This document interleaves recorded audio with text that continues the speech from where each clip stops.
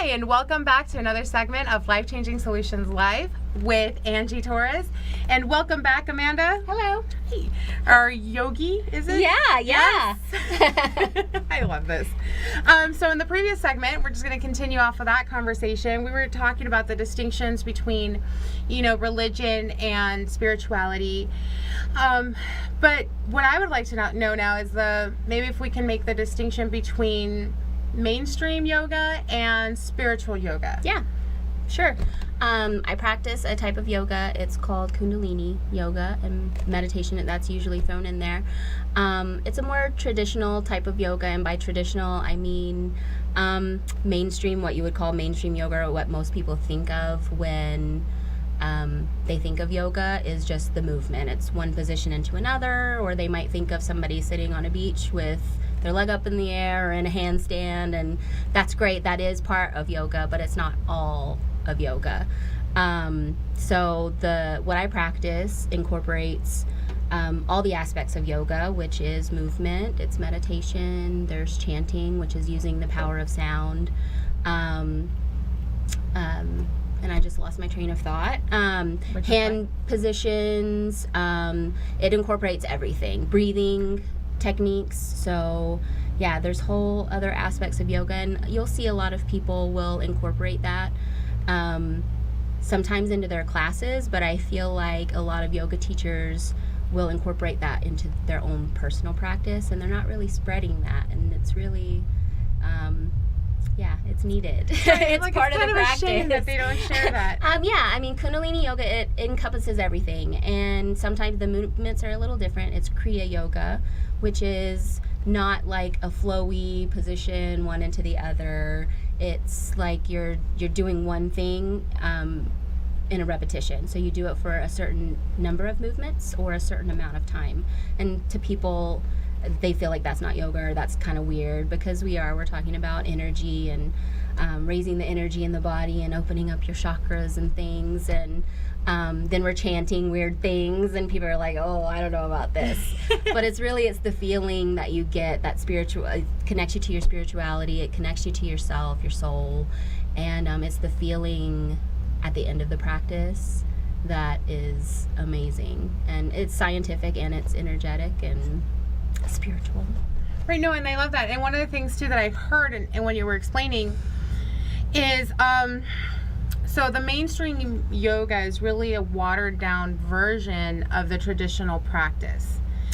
It's diluted in the sense that they've taken out, what I'm hearing is that they've taken out what you're calling woo, the energy piece to it, and the mechanics of the yoga, which is the stretches, the poses.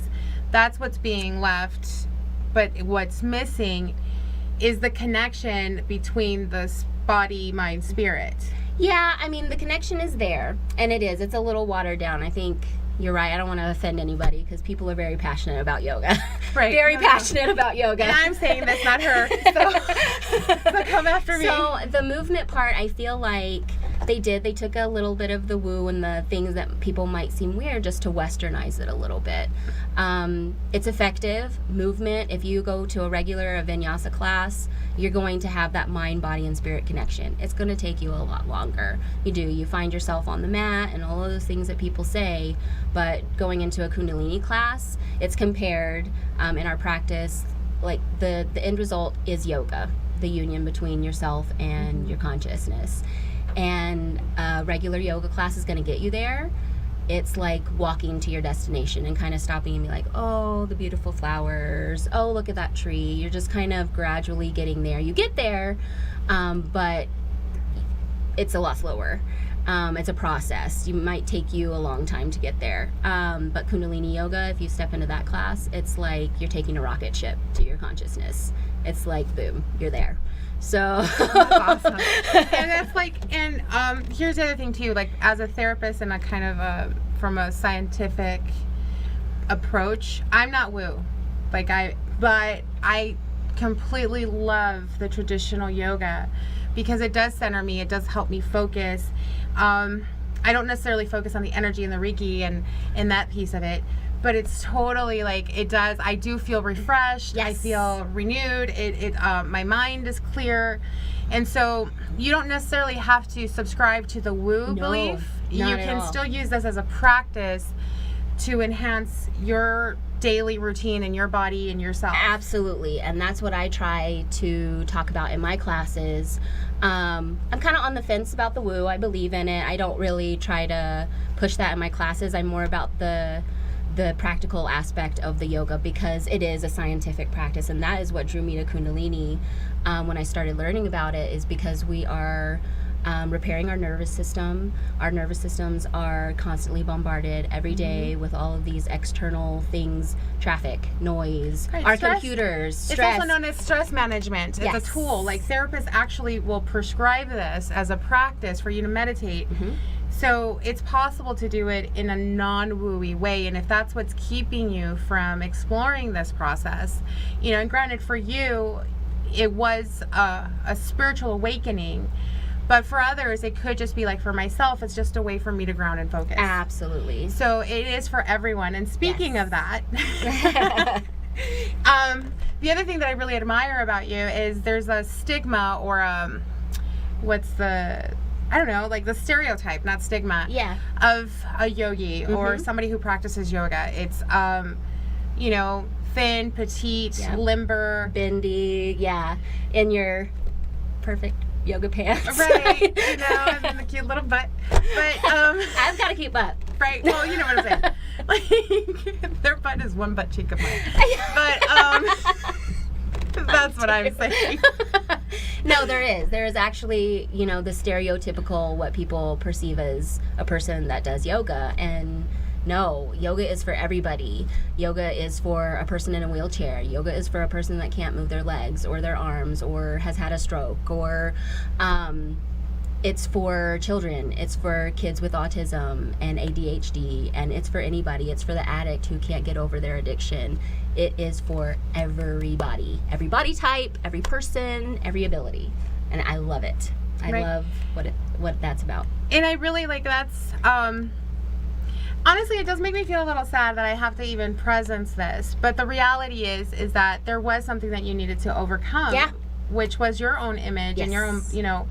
Absolutely, and I still do. I mean, I still do. There are so many wonderful plus-size yoga teachers in the world, all over the internet, but it's like its own thing. And even in Kundalini yoga, like, you don't see a lot of people that are plus size, that are bigger. They are, skinny, vegan, like tiny people. And I did, because I was the only person in my training class that looked like me. Most of the time I'm the only person, some of the time I'm the only person in the class, but that didn't make a difference. I'm just as strong. Sometimes I have to, the movements are a little different, but it's modifying, and it's still possible to do it.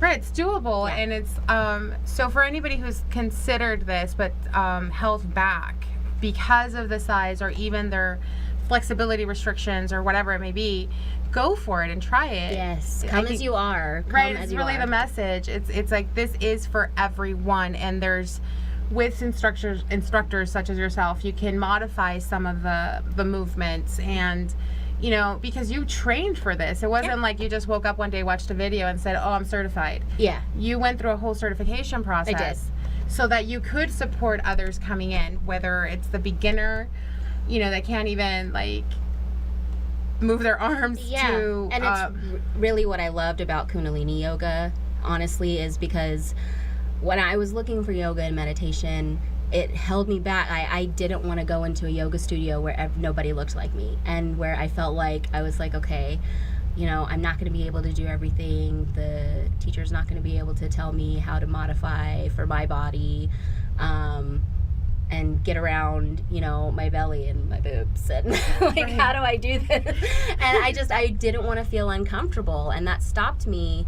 But when I went into my first Kundalini yoga class, the practice is done with your eyes closed, which is amazing because you're working on the inside. So we're told, close your eyes, go within, Don't focus on what anybody else is doing, because it's not about them, it's about you. You do what you can. If you feel like you can't do it, you stop, you take a rest, and you come back to it. It's about building that relationship with yourself. And I loved, there's no competition. We're not trying to be better than the person next to us. We're just trying to be a better version of ourselves. Eyes closed. Wow, that's incredible. Yeah.